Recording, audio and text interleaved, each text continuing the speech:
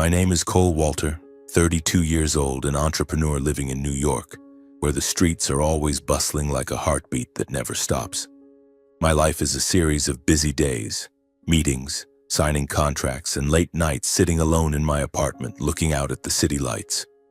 But amidst all of that, there's one person who's always been the center of my world, my mother, Susan. She's the strongest woman I know, but also someone who's sacrificed so much that I sometimes wonder if she even remembers how to live for herself. My mother raised me on her own after my father passed away when I was young. During those tough years, she worked tirelessly, from waitressing at a diner to sewing late into the night, just to give me a home and the chance to get an education. She never complained, but I saw the calluses on her hands, the exhaustion in her eyes when she thought I wasn't paying attention. Now that I have a stable career, I want to give back to her a fraction of what she deserves. A comfortable life filled with joy, free from worries. The idea for a luxurious trip to Europe came to me one autumn evening as I sat in my office looking out the window. It was my mother's 55th birthday, and she called me from her small house in the suburbs of New Jersey. Her voice was as warm as ever, but I detected a hint of sadness, a subtle restraint she tried to hide. "Cole, are you busy?" "I just wanted to hear your voice for a bit," she said, and I felt my heart tighten. I knew she wasn't truly happy. Not completely, not since she remarried Richard 10 years ago. Richard. Just mentioning his name makes me grit my teeth. He's my stepfather, a tall man with a deep voice, always acting like he's the center of every conversation. Richard works in insurance, makes decent money, but to me, he's the embodiment of control and selfishness. He's never hit my mother. I swear if he ever dared, I wouldn't let him get away with it, but he has a way of making her feel small. Subtle jabs, decisions he makes for her, from what she wears to where she's allowed to go. My mother always tells me Richard just has a strong personality, but I see the weariness in her eyes whenever he's around. I decided to give my mother a special gift for her 10th wedding anniversary with Richard, a 3-week luxury trip to Europe through France, Italy, and Switzerland. I wanted her to live like a queen, staying in 5-star hotels, enjoying the finest meals and experiencing the vast world beyond the small house she's been confined to for so many years. But I also knew this trip couldn't exclude Richard because she wouldn't agree to go without him. I gritted my teeth and accepted it, telling myself that as long as she was happy, I could tolerate his presence. "Cole, are you crazy?" my mother shouted over the phone when I told her about the plan. Her voice was a mix of surprise and worry, as if she didn't believe she deserved something so extravagant. "This trip must cost a fortune. I don't need anything, Cole. Save your money for your future." "Mom, this isn't about need," I said, trying to keep my voice calm even though I wanted to scream that she deserved nothing less than the best. "I want you to enjoy life. You've done so much for me. This time, let me take care of you, okay?" She was silent for a long time, and I could almost picture her sitting in the old armchair in the living room, her hands clasped tightly, her eyes welling up. Finally, she whispered, "Thank you, Cole. I don't know what to say." But Richard, as I expected, had a different reaction. When my mother told him about the trip, I heard his voice through the phone speaker, loud and full of smugness. "Well, the boy sure knows how to spend money." "Fine, Susan, we'll go. But I'll handle the detailed planning to make sure everything's perfect." I clenched my fists, trying to keep my anger from boiling over. He always has to control everything, even the gift I gave to my mother. On the day my mother and Richard boarded their flight, I drove them to JFK Airport. My mother hugged me tightly, her eyes sparkling with excitement mixed with worry. "Cole, are you sure you'll be okay? If anything urgent comes up, you have to call me right away," she said, as if I were still the 10-year-old boy who needed her protection. I smiled and kissed her forehead. "Mom, I'm fine. Just go and enjoy yourself. I want you to be happy." Richard stood nearby wearing an expensive blazer that I'd bet he bought with my mother's money. He patted my shoulder, flashing a smile I wanted to wipe off his face. "Thanks for the gift, Cole. I'll take good care of your mom." I nodded, but deep inside, a bad feeling began to take root. There was something in Richard's eyes, a smugness, a sense of control, that made me uneasy. As the plane took off, I stood by the airport window, feeling both relieved and anxious. I wanted my mother to have a perfect trip, but deep down I knew Richard wouldn't make things that easy. He wasn't the type to be grateful or appreciative, and I was afraid, deeply afraid, that my gift might unintentionally put my mother in a situation I couldn't control. The first few days, my mother sent me photos and messages full of excitement. One picture showed her standing in front of the Eiffel Tower, her smile radiant but slightly shy. Another was a video she recorded at a small cafe in Florence, where she tried her first espresso and burst out laughing because it was so bitter. "Cole, I never thought I'd see places like this," she texted. "Thank you, my dear son." Those messages warmed my heart, but I noticed she rarely mentioned Richard. When I asked, she only said briefly, "He's enjoying himself. Don't worry." But I couldn't help worrying. One evening, while I was checking emails in my office, my mother called. Her voice was soft, almost a whisper, as if she didn't want anyone to overhear. "Cole, I'm fine, really, but Richard was a bit upset today. He didn't like this town very much." I asked where they were, and she said they had just arrived in a small town in Tuscany, a place I'd chosen because I thought she'd love its tranquility. "Upset how, Mom?" I asked, trying to keep my voice calm. "Well, it's just," he said, "I don't know how to behave in fancy places. I'm a bit clumsy, you know, and he got angry." She let out a small laugh, but I could hear the hurt in her voice. "It's okay, Cole, I'm used to it." I gripped the phone tightly, feeling like the blood in my veins was boiling. "Mom, you shouldn't have to be used to that. If he does anything out of line, you have to tell me right away, okay?" She agreed, but I knew she wouldn't tell me. She always tried to protect me, even when she was the one who needed protecting. I hung up, staring out my office window as the city lights flickered like a warning. The bad feeling inside me grew stronger, and I knew this trip wouldn't end the way I had hoped. The days that followed saw fewer and fewer messages from my mother. At first, I told myself she was probably busy enjoying the trip, swept up in the cobblestone streets of Italy or candlelit dinners overlooking the Tuscan hills. But deep down, I knew something was wrong. My mother wasn't the type to stop communicating, not ever. Every time I texted to check on her, she replied briefly, "I'm fine, Cole. Don't worry." But the tone in those words lacked the radiance of the early days. I started checking the transactions on the credit card I'd given her, not because I doubted her, but because I wanted to know where they were and what they were doing. The transactions showed they had moved from Florence to a small town called San Gimignano, a place I'd chosen for its quaint streets and peaceful atmosphere. But after that, there were no more transactions.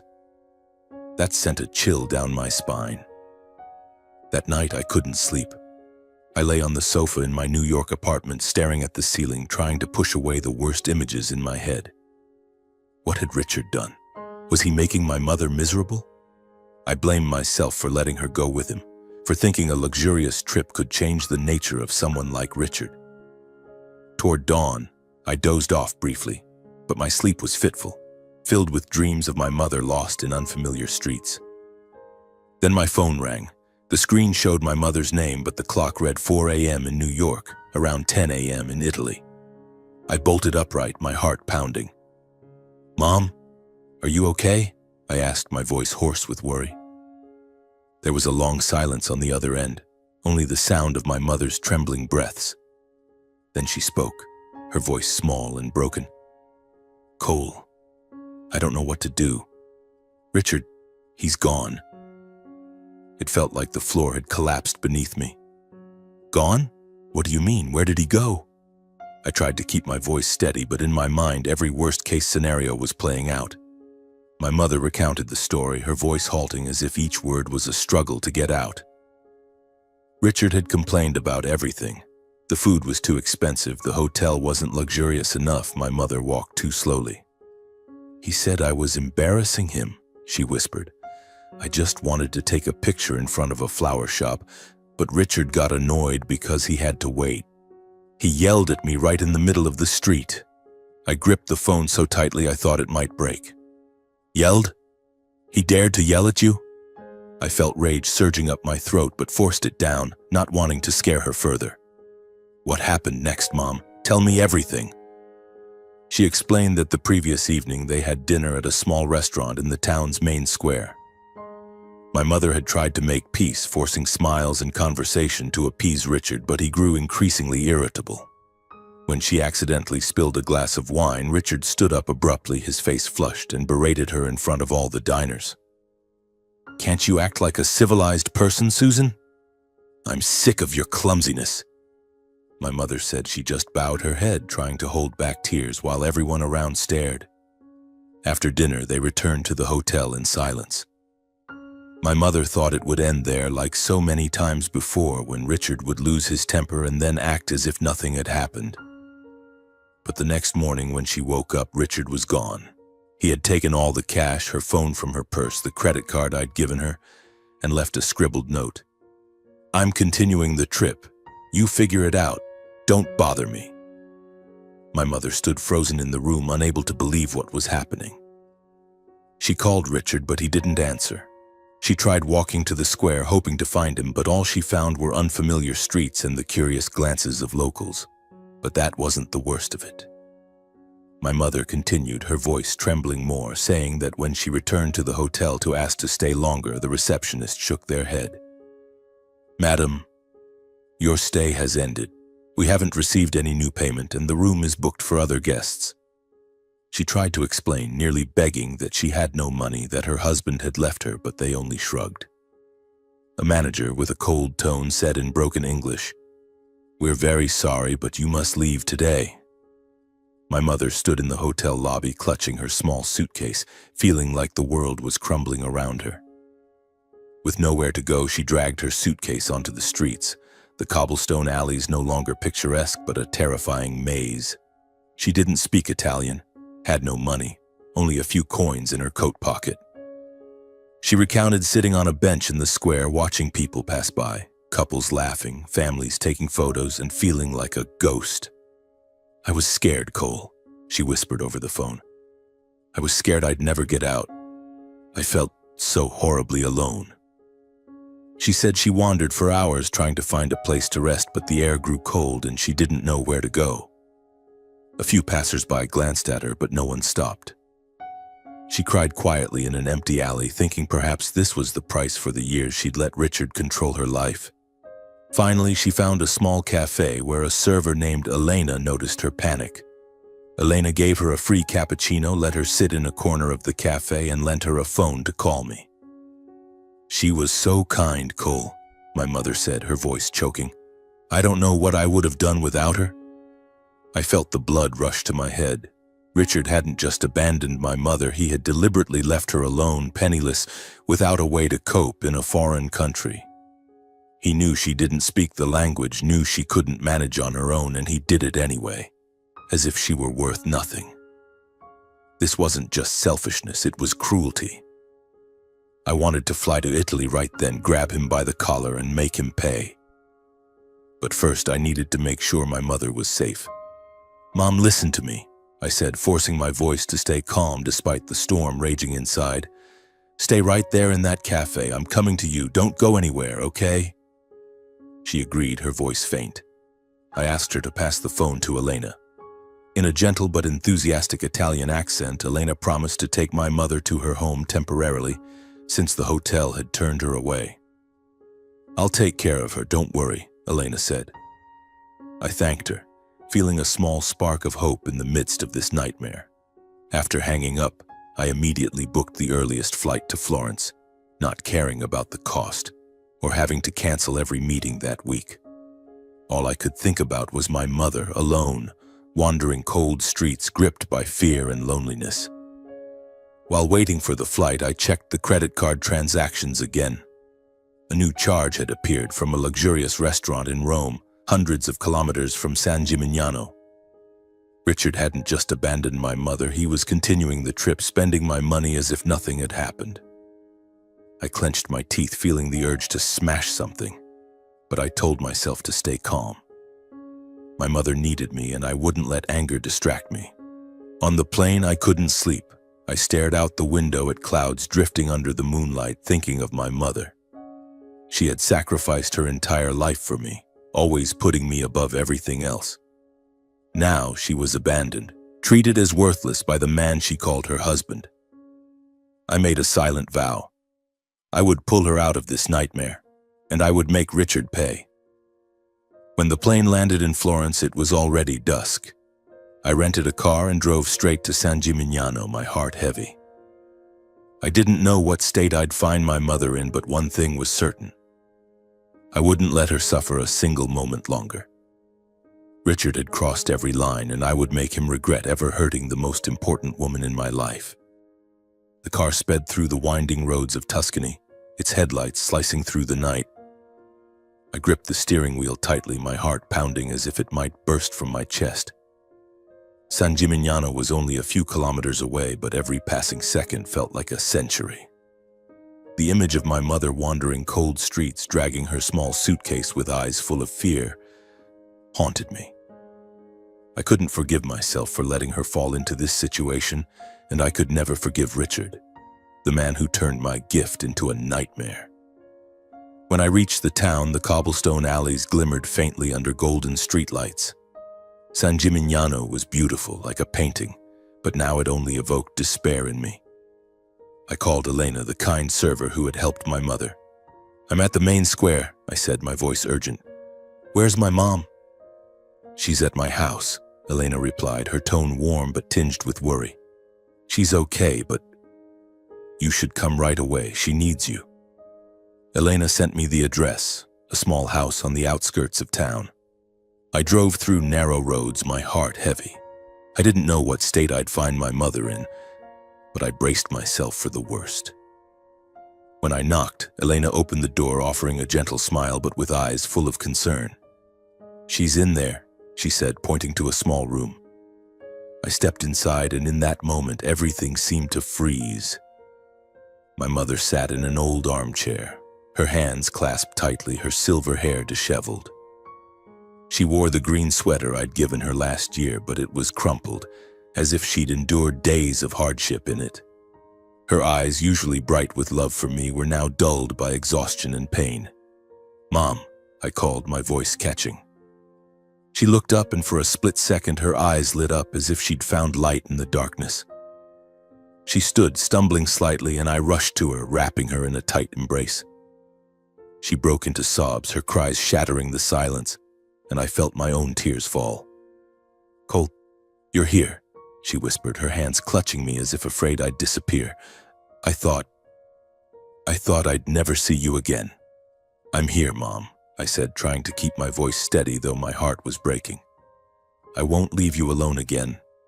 Never." We stood there, holding each other in Elena's small room in a foreign town, and I felt the deep love between us, the love that had carried us through years of hardship. Elena quietly brought a tray of tea, then left us alone. I sat beside my mother, holding her hand, and listened as she spoke. She told me about the hours wandering the streets, the bone-chilling cold as night fell, the fear that she'd never find a way out. "I thought of you," she said, her voice trembling. "I thought if I gave up, who would be there for you? I couldn't leave you alone, Cole."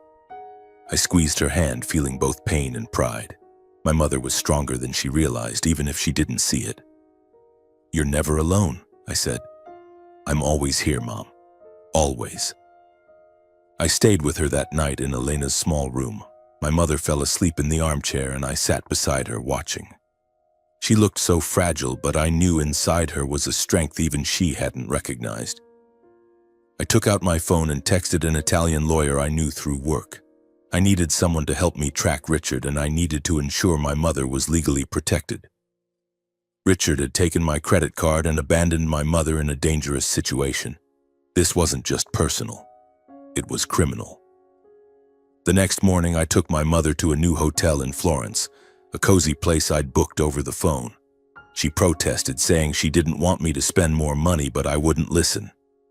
"Mom, this is what I want to do," I said. You deserve to be treated like a queen, not the way Richard treated you." At the hotel, my mother began to regain a bit of her spark. The staff treated her kindly. One receptionist even gave her a small bouquet of flowers, saying she reminded her of her own mother.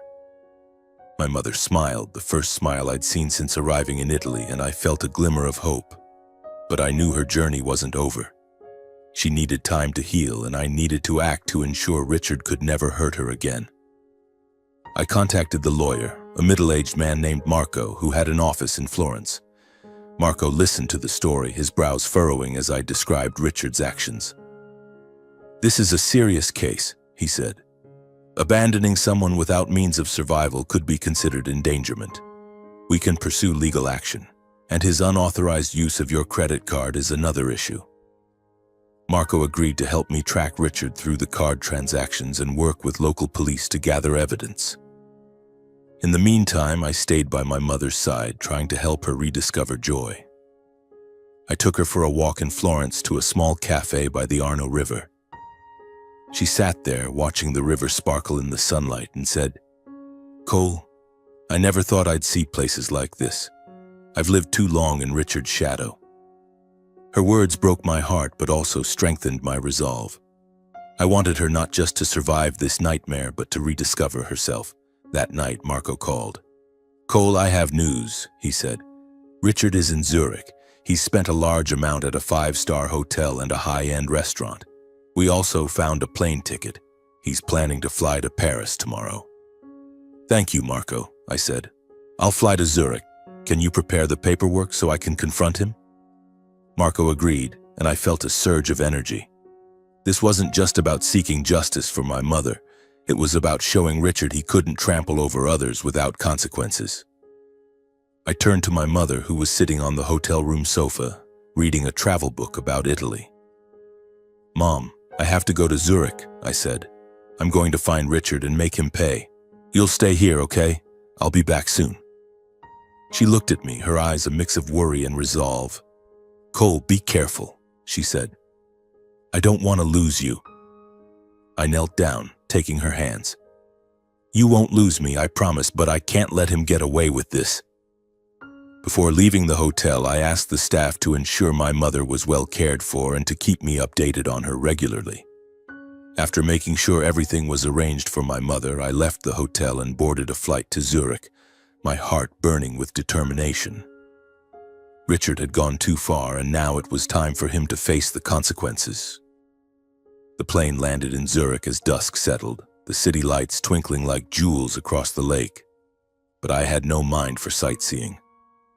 My sole focus was one goal: find Richard and make him face the consequences of what he'd done. I gripped my phone tightly, checking the message from Marco, the lawyer in Florence.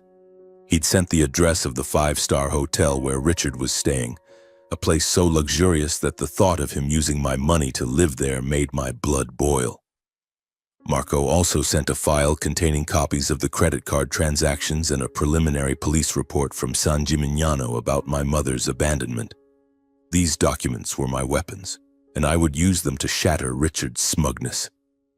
I hailed a taxi from the airport, my heart pounding as the car glided through Zurich's pristine streets.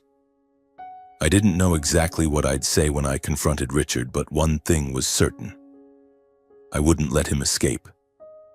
Not after what he'd done to my mother, leaving her alone, penniless, without shelter, while he lived extravagantly like some aristocrat. I clutched the documents in my hand, feeling as if they were burning. The hotel stood in the city center, a magnificent building with a glass facade and crystal chandeliers in the lobby. I walked in, forcing myself to appear calm despite the storm raging inside. The receptionist, a young woman with a professional smile, asked how she could help. "I need to see a guest, Richard Harper," I said, my voice firm. "He's staying here." She checked her computer, then frowned. "Sir, Mr. Harper is currently at the hotel's restaurant. Would you like me to call him out to meet you?" I shook my head. "No, I'll go in myself." I didn't want to give Richard time to prepare, didn't want him to have a chance to slip away. I wanted to see his face when I exposed everything. The restaurant was on the top floor overlooking Lake Zurich, As I entered, soft piano music filled the air, mingling with the laughter and chatter of wealthy patrons.